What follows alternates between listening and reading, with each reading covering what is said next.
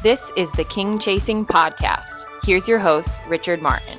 Hey everybody, and welcome back to the newest edition of the King Chasing Podcast. My name is Richard Martin, and glad to have you back with us after a bit of a break for the Fall Championships, which were very successful and a lot of fun. Congrats to all of our Fall 2025 national champions. Of course, before we get into the newest episode of the King Chasing Podcast, don't forget you can listen to past episodes on Apple Podcasts, Spotify, and on the NCCAA.org/podcast and on YouTube. Well, speaking of those Fall Championships, we are joined today by a player who played in the Fall Championships, the D1 Women's Soccer Championship in particular, as Haley Mersberger, starting forward for the University of Northwestern, joins us for this episode. A native of Kiel, Wisconsin, Haley just finished her senior season at Northwestern, scoring 21 goals, the second most in the NCCAA, as the Eagles won the UMAC regular season championship and made their first appearance in program history at the 2025 NCCAA Division I Women's Soccer National Championship. Haley Mersberger ranks first in Northwestern program history in career goals with 89, single season goals with 29, single game goals with 6 in a game in 2022, career game winning goals with 21, 193 career points, and single season points with 63. Off the pitch, Haley has excelled as she will graduate from the University of Northwestern with a 4.0 GPA as a ministry leadership major and was the winner of the 2025 Joe and Q Harding Award for Division I Women's Soccer. But beyond the awards, Haley has spent time on mission trips with the Northwestern soccer team to Spain, has led faith-based soccer camps in the Minneapolis, Minnesota area, and leads Bible studies in the community. Haley has also seen a middle school Bible study that she helped lead turn into a church plant and plans on returning home to help with the Well of Elkhart Lake Church after graduation. Once again, thank you for joining us for this episode. Now let's dive into the newest edition of the King Chasing Podcast. Hello, everybody, and welcome to the newest episode of the King Chasing Podcast. I'm your host, Richard Martin, and today I am joined by Haley Mersberger, forward at University of Northwestern for the women's soccer team. Haley, thank you so much for joining me today. Yeah, thanks for having me. It's awesome. And so we'll get into, your career and all the accolades and stuff. But I want to start off with something you mentioned as we talked about where you won the Joel and Q Harding Award. You grew up in a Christian home and decided yourself as growing up in a Deuteronomy 6:4-9 family. How would you describe that, and how did that kind of shape your faith growing up? Absolutely. So Deuteronomy 6 talks a lot about loving the Lord first and foremost and following his commands. And not only that, but teaching your children to do the same. And so it talks about tying God's commands to your hands, writing them above your doorposts, and just teaching your children to love the Lord. And I have been so blessed to have been raised in a home like that, with parents who took that command very, very seriously and just really carried out everything that was written there. Not just in their words and teaching me about Jesus through devotions and things like that at home, but also just through their actions throughout my childhood. And even now, just watching them live out their faith, abide in the Lord, and just constantly seeking him. I saw my mom start Bible studies and my dad lose his job, but instead of freaking out or panicking, he just sought the Lord. And so through seeing them seek the Lord, and then on top of that, seeing the Lord come through every single time and just providing for our family, how could I not then also give my life to Jesus? So yeah, just super thankful that I was able to be raised in a home like that and with parents who just truly love the Lord and taught me to do the same. Without them, I don't know if I'd believe in Jesus or have given my life to him. So yeah, that's what I kind of mean by the Deuteronomy 6 family. And yeah, just super blessed to be able to have been raised in that kind of family. That's awesome. So, like you said, play soccer at University of Northwestern. How'd you start playing soccer, and then what kind of led you on the path to going to the University of Northwestern? So I started playing soccer when I was really young, maybe about 4 or 5 years old. My parents put me in like a little YMCA soccer league, and I quickly found out that I love soccer. And so I started working at it. At first, my dad kind of had to bribe me with certain things to want to get better. He gave me or he said one summer, if you do 5,000 lefty shots, I'll give you an Under Armour sweatshirt. So that motivated me. And then another one was, he was like, if you can get 50 juggles, I'll give you $50. And so we kind of started there with those things to motivate me. And then as I got older, I realized I just wanted to get better and play in college. And so that's what then motivated me from that point on. And then, so yeah, I knew I wanted to play in college. I had a couple different schools on my radar. I knew I wanted to go to a Christian university. And then Northwestern, I knew about through a couple of family friends who had a few daughters on the team, and they really recommended it. So I visited, met the team, the coach, and just immediately knew that this is where God was calling me. I was able to meet with the team in the locker room before one of their games, and they did a devotional together and prayed before the game, and that was like mind blowing to me. And yeah, I just knew that this was where the Lord was calling me, and I'm so glad I followed and was able to play 4 years here. Awesome. And so, like I said, played 4 years and just broke basically every record. It looks like Northwestern record book, led the NCCAA and NCAA in several categories. What does that just say? Kind of, did you expect that when you arrived on campus? And then what does that kind of say about just what Northwestern kind of helped guide you and the coaching you got just to develop you into the player that you turned into after 4 years? Absolutely. So no, I had no clue that I would be blessed with the success that I've had here. Coming in, I didn't really know what to expect. I never really played club soccer. It was always just kind of rec league and high Mhm. school. So coming in, I had no idea like how much playing time to expect, any of that. So yeah, completely blown away with just how much the Lord has blessed me. I remember freshman year, pretty early on, sitting on campus on like a bench by the lake and just feeling pretty scared and homesick and like not really wanting to be here. And looking back on that now, I can just picture the Lord like sitting there with me and being like, just hang in there, Haley. Like, you're not going to believe what I'm going to do. And boy, was he right, man. I've been blessed not only just with success on the field, but also just the team I've been able to be a part of. I never knew that such a Christ-centered team who prays together, studies the Bible together, just loves each other very genuinely could even exist. So yeah, so thankful for my teammates, the coaches who have poured into me, not just on the soccer side, but also just as a Christ follower and pushed me closer to the Lord. Yeah, again, gratitude just been a common theme for me, and super blessed to have been here. Awesome. And so this year, probably best season in a while for Northwestern overall, win the UMAC regular season title, and then make the first ever appearance at the NCCAA D1 Women's Soccer Tournament in Florida. And while your team fell short, was a great run. What was just like so different about this team that kind of helped you make that conference championship run and then make a run to the NCCAA tournament? I think an obvious difference and a very impactful thing was that we got a new coach. Last season, it was kind of a difficult year for our team for many reasons, but one was that we really didn't have a head coach. Mm. And super thankful for the assistant coaches that stepped up into that more of a head coaching role. But it was just kind of a tough season. And so in, I believe it was February or March of this year, we hired Danny Brandt as our coach. And man, does he know soccer. And I think that's a big reason why we did so well this year. Um, yeah, I've never met someone who knows soccer as much as he does. And not only that, but he's just committed wholeheartedly to this team. He watches more hours of film than I knew was possible. And not just on the soccer side, but he also just pours into us as people and pushes us closer to the Lord. And so I think his impact and his presence on the team just brought the intensity that this program needed. And so I think that pushed us and allowed us to do well this season. And then on top of that, I think we just have a really special senior class. The girls I came in with, we just love this program. And knowing that this was kind of our last dance, we wanted to just really leave it all out there. Throughout the season, Danny, our coach, would say, like, play for the seniors, like, do this so we can have one more week with them. And it's pretty cool to have accomplished that and played as long as we could pretty much into December. So I think, yeah, just having a new coach and also just our senior class allowed us to do so well this season. Awesome. Awesome. So, like I said, about the season ended at the NCCAA championship. That was the first time you Northwestern had ever been there. Just what was your experience like getting playing Kissimmee for a week? I know December in Florida probably a lot better than December up in St. Paul. But what was just your experience like playing in the championship? Yeah, well, that's the first thing. The weather was awesome. I mean, coming from here, ever since we've gotten back from Florida, it hasn't stopped snowing.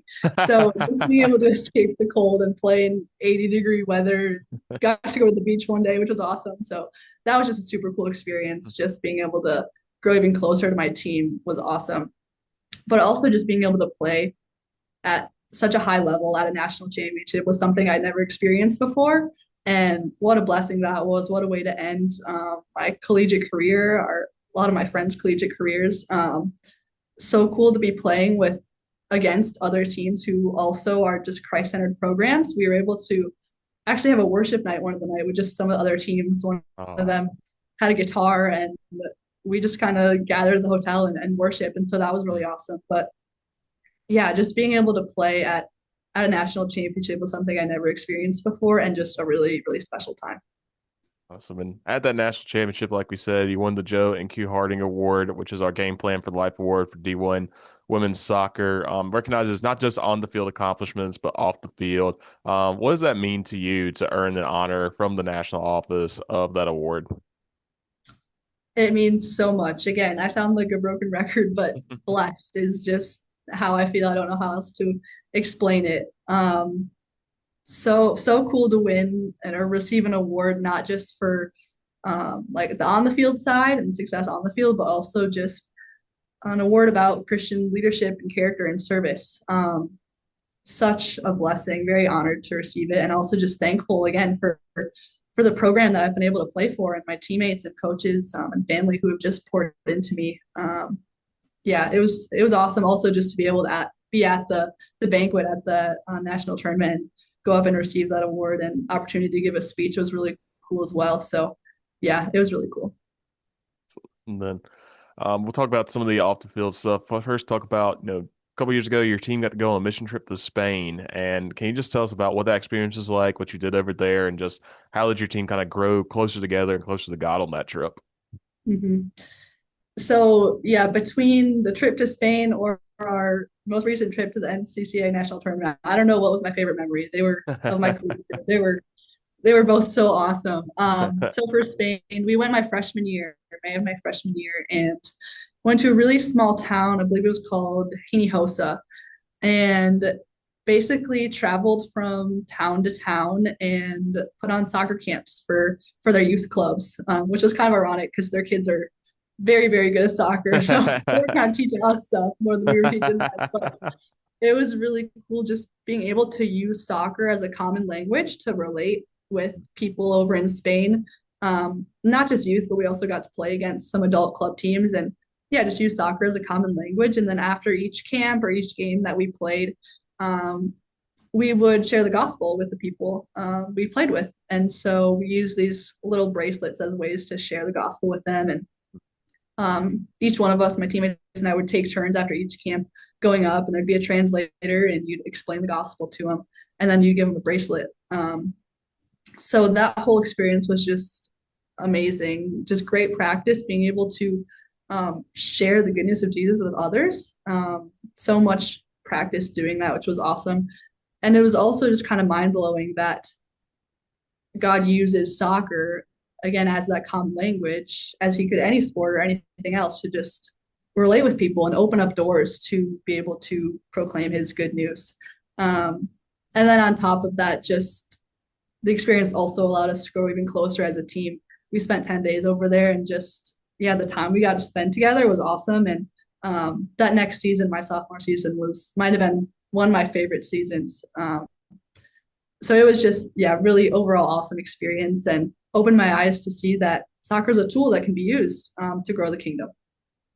That's great. And then the other one, I think this is the most unique thing I've seen. You helped start a church plant back home in Wisconsin. The thing is, it came out of a middle school Bible study, and apparently you've been helping out. It's about 5 hours, 4 or 5 hours away. Just kind of tell me, how does it come from a middle school Bible study to a church plant? It's kind of unique, and then to go into now a church plant that you still are able to have an impact with, despite playing college soccer and being a couple hours away from there. Yeah, as far as how that happened from a middle school girls Bible study to a church plant and now future community center, like the Lord is the only explanation of that. Um, but yeah, when I was in eighth grade, it was kind of a tough year for me. I was starting to get exposed to just some worldly things in my public school. And I was just kind of sad. And so my mom really used that to point me to the Lord. And we decided we wanted to start a Bible study for my peers, not only to bring light into the public school, but also honestly for me to try and make my experience a little bit better. And so we started that Bible study, not knowing at all what would come of it. Few girls attended, and after a couple months, the moms of these girls started noticing a difference in their daughters, and they wanted that for themselves. And so my mom felt led to start a women's Bible study. So she did that, and long story short, that turned into more Bible studies for boys and men, and now there's a church. So it's been a crazy journey, super blessed to have been a part of it. But yeah, God turned the eighth grade girls Bible study into a church. We're Mm, called the Well of Elkhart Lake, part of the Christian Missionary Alliance church. We still meet in the public school every Sunday. mm. Um, and actually, recently, my parents felt called to build a community center. It's going to be called the Well Community Center. And so the idea is instead of building a church building that may only be used 1 to 2 days a week, why not build a community center that we can do church out of? Not only will it be used 7 days a week and just serve the community, but also people are much more likely to be confident enough to enter a community center as opposed to a church. Right. And so really, yeah, the heart behind it is just to foster health in the community, offer the hope of Jesus, the only thing that satisfies, and just be the hands, feet, and heart of Jesus in our community. So yeah, like I said, crazy journey, eighth grade girls Bible study to a church and community center, but it's been awesome to be a part of. That's awesome. And so, like we said, wrapping up, you wrapped up your career last week at the NCCAA tournament. Just, you know, has it kind of hit you that, oh, my college career is over, but are you looking forward to, what's coming your favorite memories to look back on and then looking forward to the future when you graduate soon? Yeah, wow. It's really hitting me. I graduate in a week from Friday, and so I'm slowly realizing that it's coming to an end. Um, but favorite memories from these past 3.5 years, the Spain trip was amazing. Um, and then yeah, the NCCAA national tournament is up there as well. And on top of that, just overall being able to be part of a Christ-centered team. Um, where we could play soccer for a higher purpose, not just winning, was just truly incredible. So though I'm gonna miss it a lot, but I'm excited for what's next. Um, yeah, who knows? The Lord only knows for sure. But looking into maybe playing for a semi-pro team or something like that, and then we'll see what the Lord has job wise. I'd love to work for a Christian nonprofit someday, maybe be involved in the Well, our church back home. But yeah, the Lord only knows, and I'm excited to see where He leads.